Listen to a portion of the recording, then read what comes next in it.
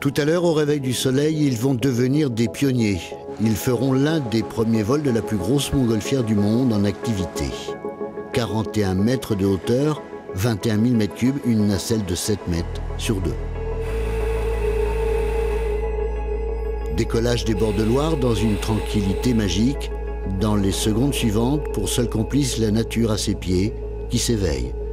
Les voici suspendus dans les airs. Ils sont 32 et 2 pilotes. Personne ne parle, ou presque. C'est assez magique. Enfin, pour moi, c'est vraiment un rêve de petite fille, de gosse. Donc là, je trouve ça vraiment calme et j'ai l'impression de revenir en arrière à l'époque où en fait c'était très utilisé comme moyen de transport. C'est un pilote chevronné de la région qui vole dans le monde entier, qui est aux commandes des gaz. Il scrute, observe tous les paramètres de l'air.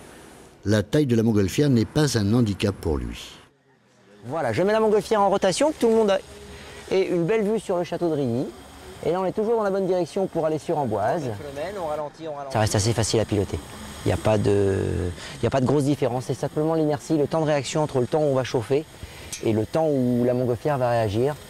Mais la différence, c'est qu'on a un pilote de plus dans la montgolfière, de façon à une personne s'occupe des passagers, une personne gère l'altitude au niveau de la montgolfière et la direction, tout simplement. C'est un site internet qui a eu l'idée de lancer ce projet. C'est du marketing, certes, mais du marketing qui donne de l'émotion. On vendait déjà des offres montgolfières et ce partenaire nous a contactés, il nous a proposé un défi, construire avec lui la plus grande montgolfière du monde. Donc on a profité pour en faire un coup de communication. La Loire se fait complice, encore plus séduisante vue du ciel. Dans quelques instants, retour sur Terre. Voilà, c'est fini. Dans les esprits, chacun va revoir et revoir encore ces images inoubliables d'un voyage suspendu, aussi dans le temps.